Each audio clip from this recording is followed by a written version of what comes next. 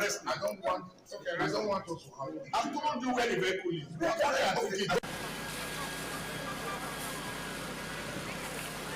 The truck was actually coming from Ring Road. It missed a step. So as it was trying to gather itself, it fell.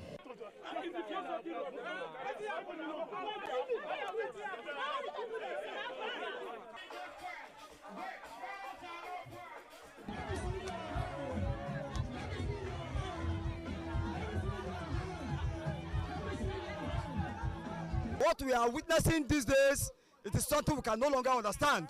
They should stop telling us and promising us all those promises are fake, giving us this set of promises are fake. We don't want it anymore.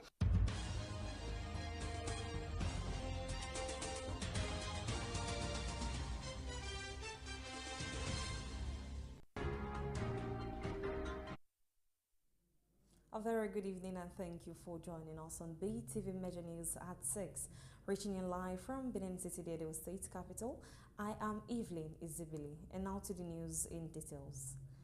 Edo State Governor Senator Monday Okpebholo has reaffirmed his resolve to deliver on his campaign promises as he inspected the ongoing reconstruction and remodeling of the historic urban market in Benin City, which was destroyed by fire nearly a decade ago.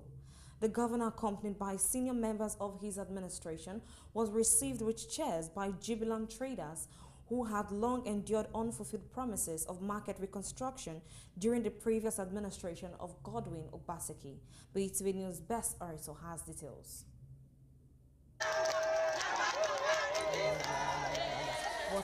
It was jubilation at the urban market in Oedo local government area of Edo State as Governor Monday Okpebholo arrived to inspect the level of ongoing projects.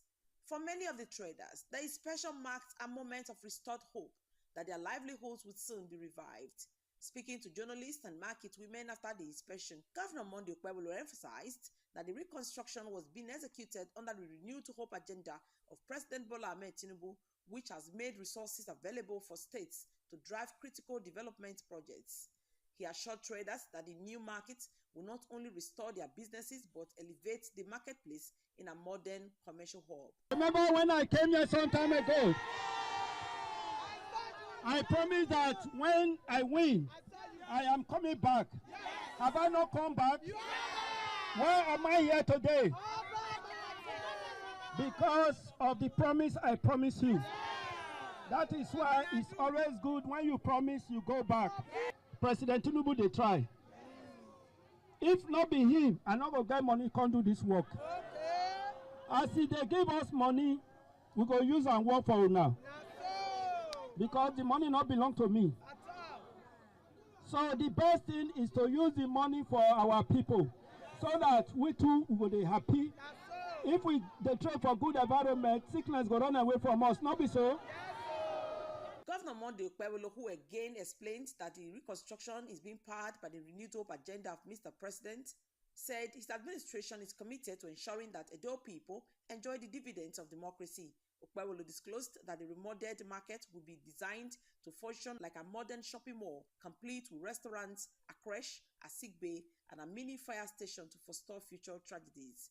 He further assured that the project will be completed ahead of schedule, stressing that his administration would hold the contractors accountable for timely delivery. For me, I'm not happy that our women, our brothers, they don't have place where they trade, where they shine. So now, we are building this place. It will look like a mall.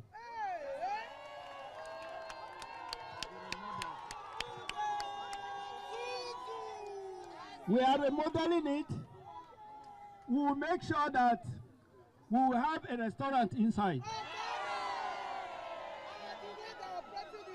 We will have a small clinic inside. We will have crèche where children can stay and wait for their mother inside. We will also put fire service in this place, so that that fire incident where happened last time, if anything happen again, we make sure that we arrest it. The women that were here before, our brother were they here before, we not go drive them because say we don't build the market finish. Nobody go send una away. Una go back inside, go enjoy una brand new market. The project manager for the urban market reconstruction, Mr. Aneru Azuagbe, expressed appreciation to the governor for the confidence reposed in his team. He explained that the remodeling will transform the once devastated market into a modern commercial complex befitting of a state capital. According to him, the ground floor will accommodate 450 open stores, representing 1/10 of the section affected by the fire. The upper floors will host 3 and 6 meter lockup shops for electronics, fashion, and other categories of traders. To enhance safety and welfare, the new design incorporates a mini fire station, sick bay, creche, and other modern facilities. We are privileged to be part of this renewal for the urban market. We know the story behind urban market. We know how important it is, and we are very happy to be part of this. To 1/3 of the entire market that was affected by fire. The other 2/3 is on the other side. We have evacuated the traders here so that we can be able to work. And once we are done, we will now move to the other side. And we promise that we'll deliver, to the best of our capacity. Thank you very much, sir. He said the project is expected to last for 251 days, with completion scheduled for June 2026. Best Orator reporting for BeeTv News. The Edo State House of Assembly on Wednesday confirmed 4 commissioner nominees sent to the House for confirmation by the Governor of Edo State, Senator Monday Okpebolo. BeeTv News State House correspondent Osarige Agwebo tells us more. At Wednesday plenary session, lawmakers confirmed 4 commissioner nominees who include Barrister Vincent Osa Wadia, Etinosa Ugbewi, Saturday Ulikui, and Charity Amayawo. Special legislative privileges were accorded to Honorable Vincent Osa Wadia on Saturday Ulikui, who is a former member of the House. Meanwhile, among the 5 commissioner designates sent to the lawmakers for confirmation by Governor Monday Okpebolo, one of the designates, Professor Roland Otairu, was unavoidably absent. Declared by this Honorable House. In another development, a bill to establish the State Property Protection Committee passed its second reading and was referred to the House Committee on Security. A bill for a law to provide for the order of precedence also passed its second reading and was referred to Committee on Ethics and Privilege. To ensure that government properties are well protected. Statistical human rights are limited, but the resources are just right there in some of the scarce. Those states have been our past solutions. Where government properties that the state government a lot of money to possess are being taken over.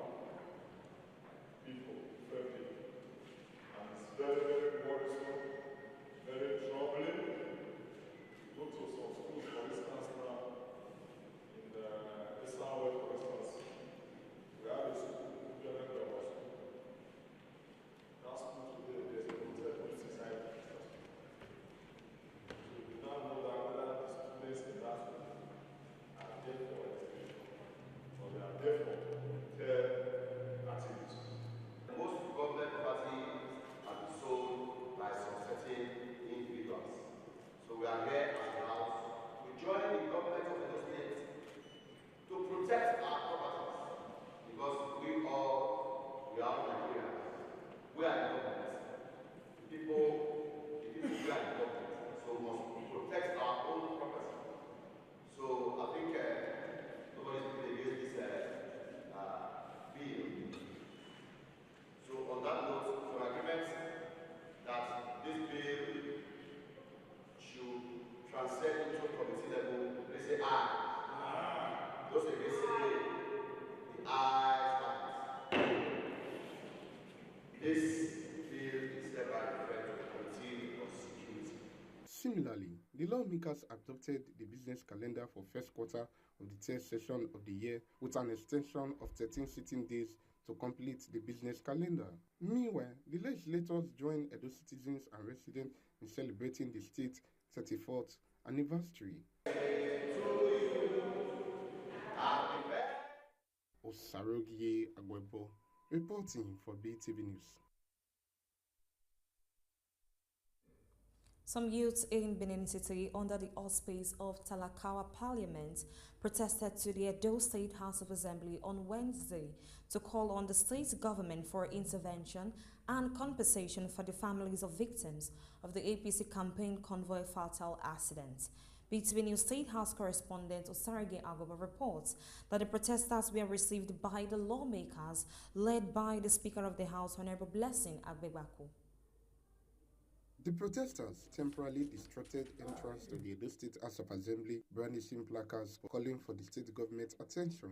The lawmakers led by the Speaker, Blessing Agbebaku, grants the protesters a hearing.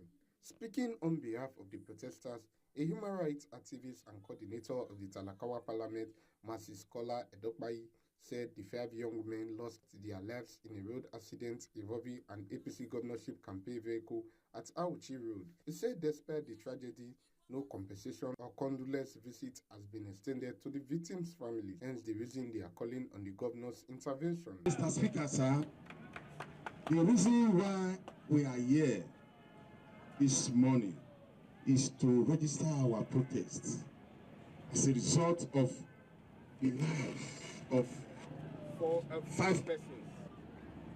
We expected our amiable governor, who is a father to all, to address the issue. We said, okay, maybe our governor was not aware. We wrote a letter, February this year, to the office of our governor. Nothing was done. We wrote to the SSG, the same thing. We wrote to the chief of staff, the same thing. We had a brief meeting with the deputy governor. We were optimistic. Responding, the Speaker of the House of Assembly, Honorable Blessing Agbebaku, commended the protesters for their peaceful demonstration, noting that Governor Okpebolo is always concerned and committed to the well-being of citizens in the state. He assured them that their concerns would be conveyed to the governor for prompt attention. The governor I know will not abandon what has happened. I can tell you that. If you are saying that you reach to the governor, I'm sure the governor didn't get that letter. That I can assure you. When there was an accident in Auchi where Dangote truck crushed, even though the governor had no time to go, he sent his commissioner of education to go, and bills have been paid by the governor. These people, they're from Edo North, they are also my brothers. I'm from Edo North. It's so sad. May their soul rest in peace. Amen. Today, you have met the speaker, and you have related this matter out to the speaker. I will get back to the governor. There was no problem. That within the shortest time, you will see the results of the protest you made here today. Following the assurance from the speaker, the protesters immediately left the House of Assembly premises, expecting a swift response from the state government. Usarogi Agwebo, reporting for BeeTv News. The Edo State Police Command has successfully rescued 16 kidnapped victims in separate coordinated operations carried out along the Benin-Lagos and Benin-Akure routes. In a statement released by the Police Public Relations Officer, Edo State Command CSP Moses Joel Yamu said on 23rd August 2025 at about 5:30 to 6 p.m. respectively, armed kidnappers blocked the highways and abducted innocent travelers. Distress calls were immediately received, prompting swift mobilization of security resources. He said operatives of Igwobazua Division and Ekiadolo Division, in synergy with tactical teams, vigilantes, and local hunters, embarked on intensive and rigorous bush combing operations to pursue the hoodlums and secure the release of the victims. According to the statement, the Commissioner of Police Edo State Command, CP Monday Agbonika, personally led the operation along the Benin-Akure axis, and to enhance precision and coordination, the command deployed advanced technical support, including drones, which proved instrumental in the rescue efforts. The statement noted that the combined efforts yielded significant success as 6 victims were rescued along the Benin-Akure road, one who sustained gunshot injury during the attack and rescued from the scene by public-spirited individuals is currently responding to treatment. Similarly, 3 additional victims were safely rescued along the Benin-Lagos road. The statement further added that 7 victims of the Benin-Akure road kidnap regained their freedom in the evening of 25th August 2025. According to the statement, the Commissioner of Police commended the gallantry and professionalism of the operatives, as well as the vital role played by vigilantes and local hunters in the operation. He noted that the synergy between formal law enforcement and community structures continues to prove effective in tackling violent crime. The Commissioner of Police, Monday Agbonika, further assured the public are safely rescued and the perpetrators apprehended, ensuring the criminals find no hiding place within the state as they are determined to rid all highways and communities of violent crime and will continue to deploy all resources, both human and technological, to guarantee the safety of every resident and travelers.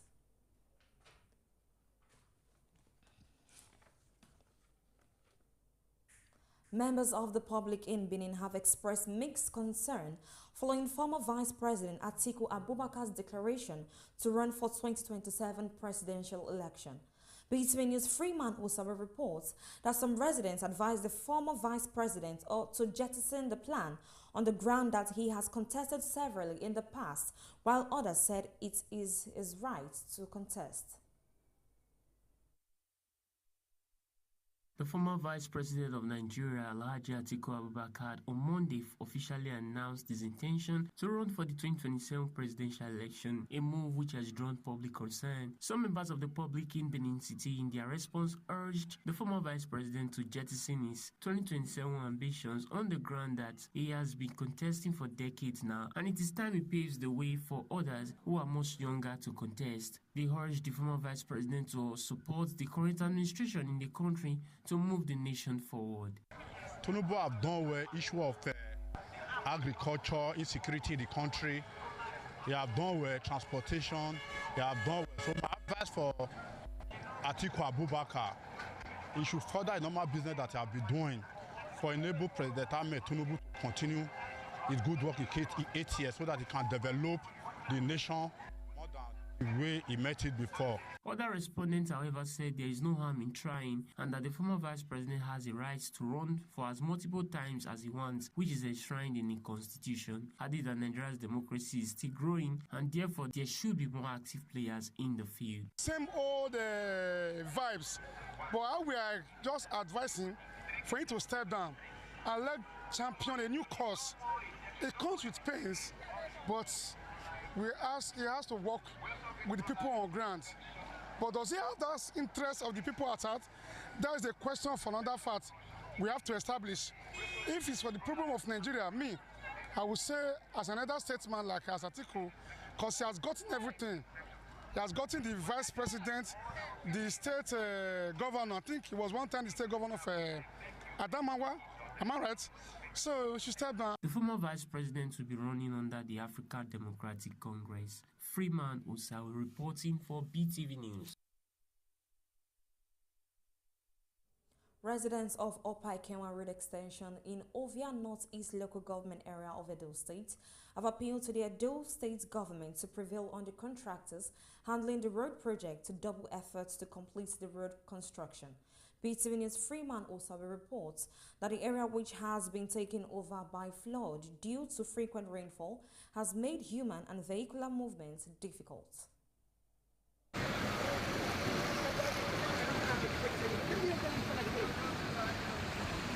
It is a nightmare year for the residents, business owners in the Upper Ikewan Road extension due to the deplorable condition of the road. The road has contributed negatively to social and economic growth of the area, leaving them helpless. Apart from motorbike, other means of transportation is rare here due to the bad road, as investigation reveals that many car owners have abandoned their vehicles at home. Residents in the area, in their cry for help, made a passionate appeal to Governor Monday Okpebholo to, as a matter of urgency, prevail on the contractors handling the project to complete the road construction, as they can no longer cope with the situation. The father said the road has made few transporters who are still plying the routes to take advantage of the bad road to increase transportation fares. First of all, I want to commend the governor of Edo State for his good works. I really commend him, and I also want to appeal to him. Please, sir, we really want you to at least come and help us. The road has been bad for quite some time now, and the thing is really affecting our business. For you can see now, for someone from there to cross to this side now is a very big case. So as such, it's like drawing our business back, especially during a rainy season like this. Let me say, for long now, more than 8 years since the former governor of Baseki was there, this road has been too bad. For too long, we have suffered. In fact, we have lost so much. There was a time that nobody even come here. As you can see, just a little rain that fall now. The road is motorable. We have suffered, no business, nothing. A lot of people are packed out of this environment because of the bad road. This one is even a little bit fee. At some time ago, it was worse than this. So what we really need the government to do is to please, as a matter of urgency, let them tie this place so that life can get better. It's unfortunate that we are still suffering in this road. This road link with the first oil-producing community in the then Midwest state, before it now metamorphosed to Bende, from Bende to Edo State. And this is the only road that make Edo State an oil-producing state as at that time, before Ohiowo and Kobaora. But today, you can see for yourself. It was only the other administration, when they started the road, they didn't finish it. But Okpebholo came. He visited here almost 3 or 4 times to energize the workers to make sure that they complete this road. But unfortunately, the rain set in. And when the rain set in, they couldn't do anything. If you go forward, you see them doing some maintenance job, palliative. Yes, if you pass there, their caterpillars are there, and what they are doing is not even commensurate. It's not enough. Others, however, said the contractors are working but are constrained by the frequent rainfall, which according to them is a factor affecting the slow pace of work, and expressed the hope that they will intensify efforts during the dry season. I don't know whether it's from the government or from the company. So later they come back, was it last week, I started the work. And the way I see the work, it's like a slowing. It's not like, I didn't see any fasting job on it. You understand? Like the job where they bound out for at least the first start with speed work with it. But as I've seen it, the work is slowing. The work is slowing. I don't know how it's from the government or from the company. The business is very so slow. It's so slow. It's slow as of now. Because of the rain, that's why they are slow. But when the sun came up for 2 days, they was trying to make amends for the road. But because of the rain, they are doing it slow. That's why. At the time of filing this report, equipment were seen on the road, but site engineers were not visible. Freeman Osawe reporting for BeeTv News. The National Primary Healthcare Development Agency, NPHCDA, has announced a significant 46% decline in variant poliovirus cases across Nigeria, marking a major milestone in the country's ongoing battle against the disease. This disclosure was made during the second quarter 2025 review meeting of the Northern Traditional Leader Committee on Primary Healthcare Delivery held in Abuja. According to the Executive Director of NPHCDA, Dr. Aliyah Moyo, the number of variant poliovirus cases recorded nationally dropped from 78 in the previous year to a current level representing just 46% of last year's total, which is a notable reduction. He also highlighted the growing public acceptance of routine immunization and primary healthcare services, attributing much of the success to improved communications, traditional leadership involvement, and more localized vaccination strategies. Is one that has earned its place in history and deserves to be respected and acknowledged, especially when that is in the context of sacrifice. We have nothing else to do but to work for our people. That's our job, to work for our people. So any job that entails having to reach out to the people, to the common man, we are always ready. As the patron of this body, I want to assure you, we will continue to do our best. As the efforts to stop the transmission of variant poliovirus by December 2025 are intensified. Nigeria is also preparing for the largest integrated measles, rubella, polio integrated campaign that has ever been implemented in Africa.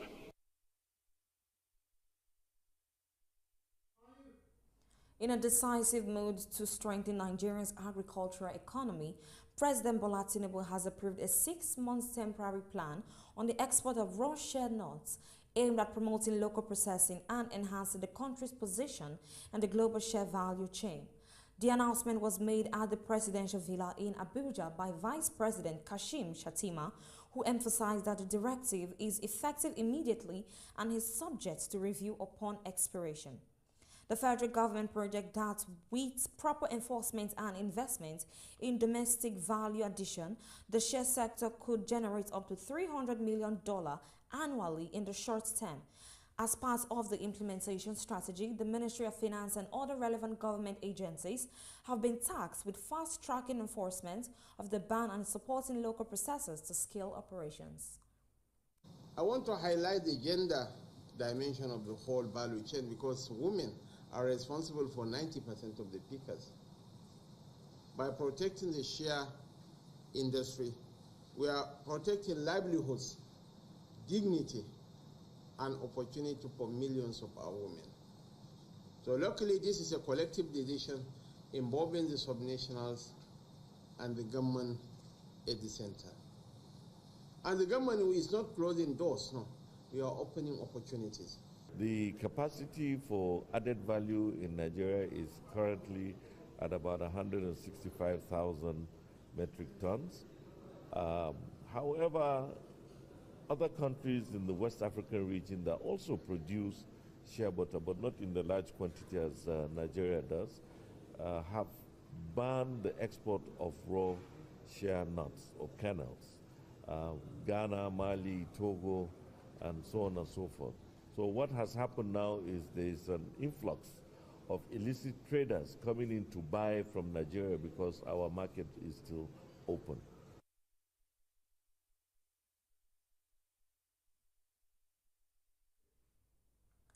Tragedy struck Tuesday night along the Felele Highway in Lokoja, where a heavy-duty truck reportedly lost control and crushed 2 people to death, leaving 4 others seriously injured. The accident involved a haulage truck, stroke, and occurred despite a government ban on daytime movement of heavy-duty vehicles, which was issued last month in an effort to reduce the frequency of fatal crashes along the corridor. Eyewitnesses say the truck veered off course and rammed into pedestrians and several vehicles, with victims left sprawled on the ground before emergency services arrived. The Felele route had gained a grim reputation for deadly traffic incidents, particularly involving articulated trucks. Tuesday's accident has now renewed public concern over the enforcement of the government's truck movement restrictions and the overall safety of the highway. Residents and road safety advocates are calling for immediate intervention, including stricter monitoring, better road signage, and the deployment of traffic marshals along high-risk points.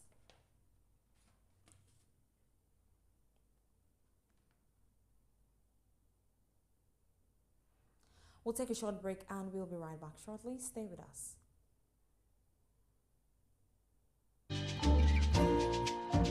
My people of Edo State, Development is not a miracle. It is the result of responsibility and action. You want good roads, quality hospitals, schools, jobs for our youth? Then you must understand this simple truth. Government cannot perform without your tax. Government will fix schools, build roads, light up communities if the people pay their tax. That's how governance works. It is not about politics. It is about progress. When you pay your tax, you are not helping the government. You are helping yourself. You are helping your family and your future. Don't wait to be chased. Do the right thing.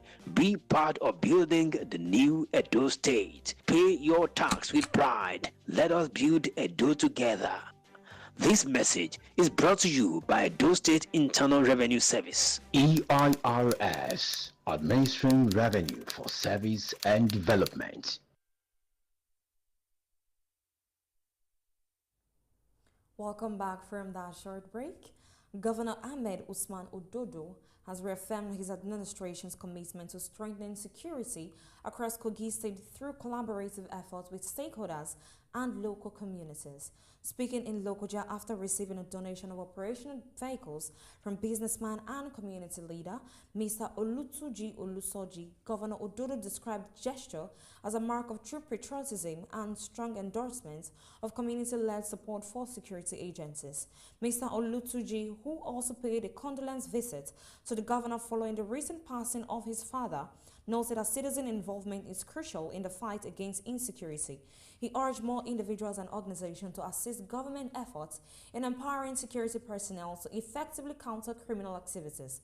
The donated vehicles are expected to bolster logistics for security operation, especially in high-risk areas of the state. Governor Ododo reiterated that his administration remains focused on fostering partnership that will enhance peace, safety, and development across Kogi State. Of tremendous support to this government, and I can say the trust bestowed on all of us is for the people. The mandate is for the people. We will make sure that this trust will work for the people. I thank you most sincerely, and we continue to work together as brothers. We continue to serve our people because no one can do it alone. Thank you, and God bless you. Security is everybody's business. Government cannot do it alone, and I've seen the fact that the governor has keen interest in the aspect of security and is doing a lot. And people like us who have the opportunity to complement the effort of government, we should do that because it is only in a secure environment investors can come into our state.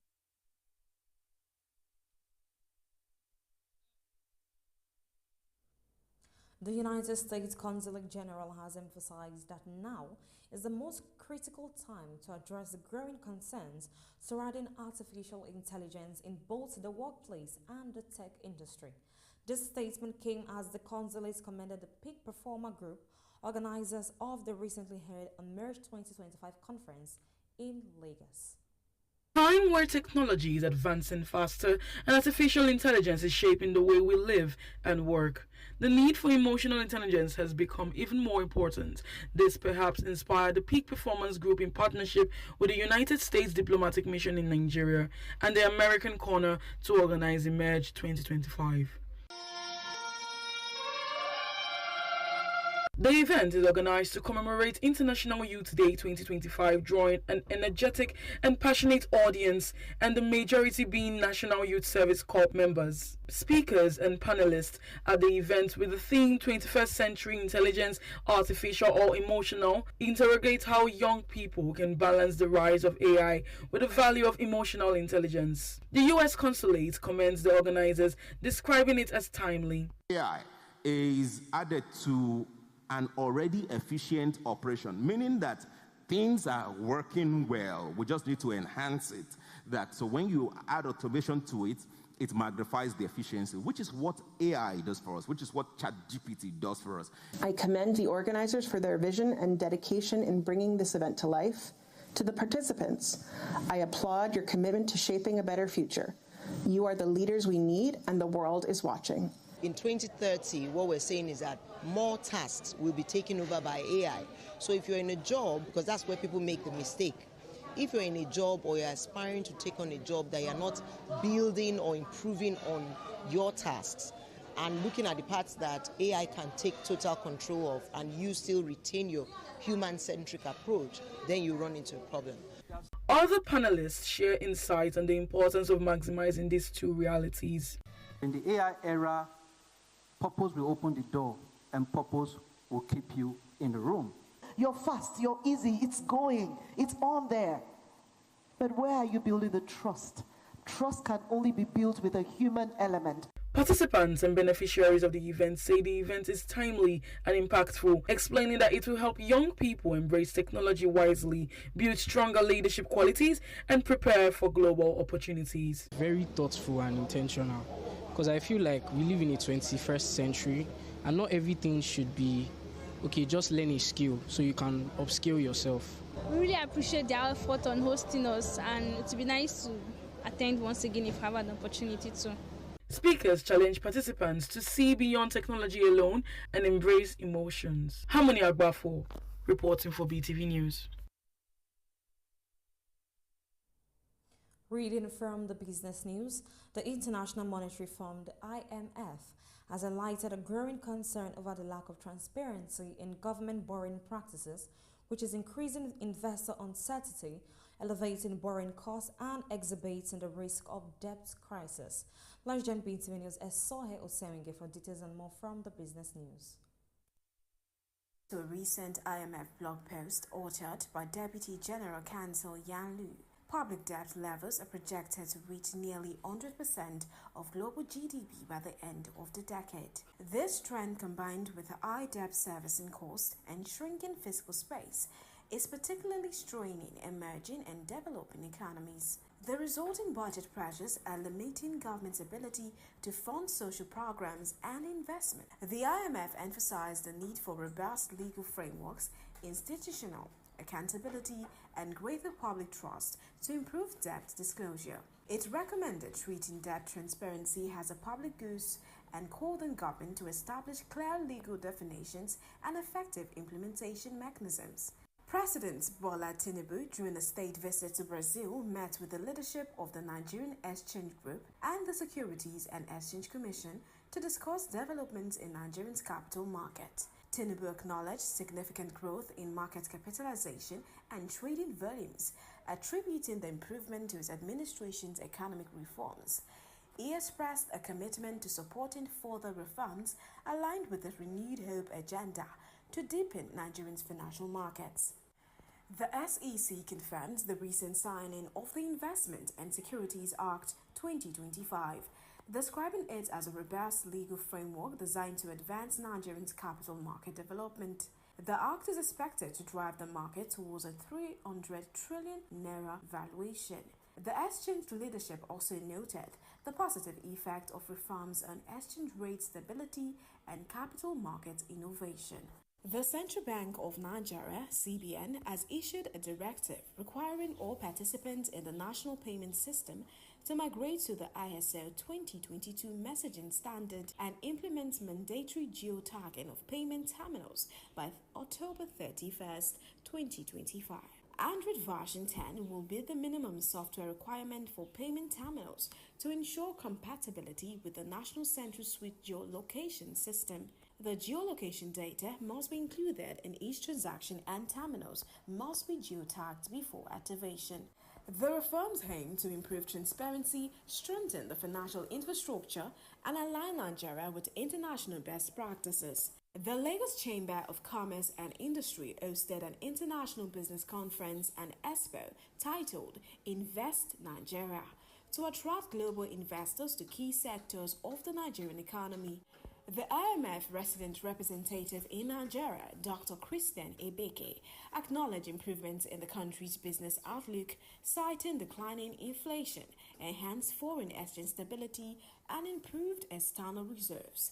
However, he highlighted persistent challenges including low foreign direct investment, poor credit access, rising poverty, and insufficient human capital development. Key obstacles identified include insecurity, ineffective power sector reforms, low agricultural productivity, and governance deficiency. Addressing these issues is considered essential for unlocking sustainable economic growth. And that is a close of the business news segment for tonight. I am Sohe Oseveki, reporting for BeeTv News. The entertainment news.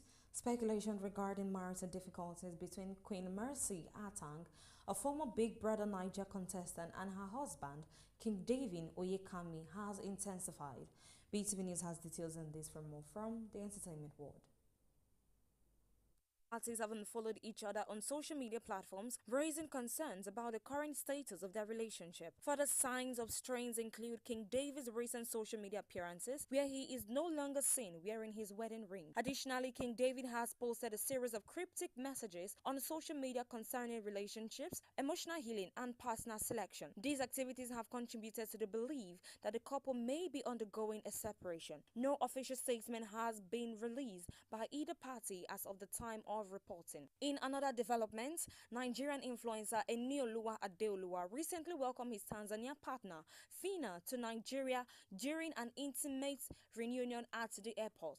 The arrival was marked by a warm embrace between the couple, following Enioluwa's gesture of presenting her with a bouquet of roses. A video capturing the emotional moment was shared via social media. After the airport reception, the couple proceeded to a lunch outing where Fina was introduced to Nigerian cuisine, including traditional dishes such as jollof rice and swallow-based meals. The visit marks a significant moment in the couple's relationship and has received wide attention on social media. A viral video featuring an unidentified man claiming to be the biological son of Nigeria's President Bola Ahmed Tinubu has drawn widespread attention and public discourse. In response, social commentator Very Dark Man released a video addressing the claims. He shared the footage across his social media platforms, stating his intention to assist the man while urging security agencies not to misinterpret his actions. Very Dark Man advised the claimant to exercise caution and refrain from making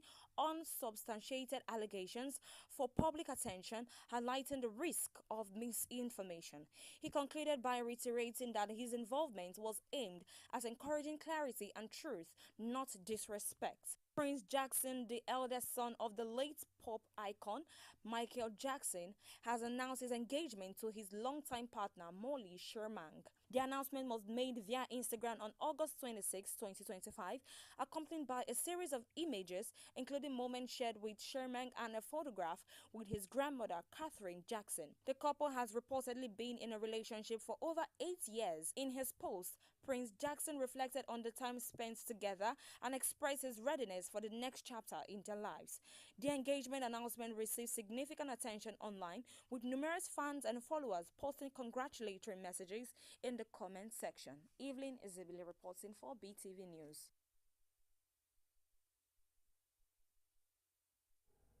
And lastly, on today's bulletin, Super Eagles B captain Unduka Jr. has stopped Nigerian football by leaving the Nigerian Premier League football NPFL to pursue a lucrative career in Iraq, sparkling mixed reactions among fans and pundits. The influential defender, who served as captain of Nigeria's local national team, has completed a move from reigning NPFL champions Remo Stars to Iraq side Erbil FC. Let's join our BeeTv News sport correspondent Freeman Osawe on this and more from the sports stories. Official Instagram page. The centre-back, who has been a key figure in Nigeria's local-based national team setup, now embarks on a fresh challenge outside the African continent. Unduka's decision comes shortly after a disappointing CHAN 2024 campaign, where Nigeria exited the group stage with just 1 win and 2 losses, a performance that sparked widespread criticism of the local team. Despite the setback, Unduka's reputation as a solid leader and defender remains intact after leading Remo Stars to their first ever league title last season. While some other fans expressed concern over losing a domestic talent to a less traditional football destination, others understand the attractiveness of Iraq's financial packages and the opportunity for career growth abroad. NBA superstars Giannis Antetokounmpo and his brothers Thanasis and co-stars are set to represent the Greek national team at the 2025 Eurobasketball Tips-Off. Giannis, a two-time NBA MVP and Finals MVP, is the centerpiece of the Greek squad as one of the most dominant players in the world. Giannis had a viral moment where he slapped his Greece teammate Giannolis Larentzakis during the huddle in the build-up to the tournament. Joining Giannis and his brother, Thanasis is a 6'7" small forward, while Costas, the youngest of the trio, at 6'10" in power forward. With Greece drawn in Group C, Tito Kumbro, we face shift competition from opponents like Italy, Cyprus, Bosnia, Spain, and Georgia. Nigeria's group opponents Senegal and Sudan have been knocked out as Morocco is set to battle Madagascar in the Chad final. The two teams battled into extra time in their respective semi-final games to book a spot in the Continental Showdown. The Atlas Lions of Morocco, winners in 2018 and 2020, recorded the dramatic 5-3 penalty shootout over Senegal in the semi-finals. Senegal, the reigning champions, have been on a roll since a strong start to the group stage, defeating Nigeria in the semi-final. In the semi-final, Senegal scored first in 16 minutes through Laos Samp, but Morocco equalized in 21 minutes via Sabi Bongri. Despite a goalless second half and extra time, Moroccans prevailed in the penalty shootout, booking their spots in the final. And that's it on Sport News. Thanks for watching. Freeman Usawi reporting for BeeTv News. And that is the size of our news package for tonight. Many thanks for joining us on BeeTv Major News. I remain Evelyn Izibili. Thank you and have a good night.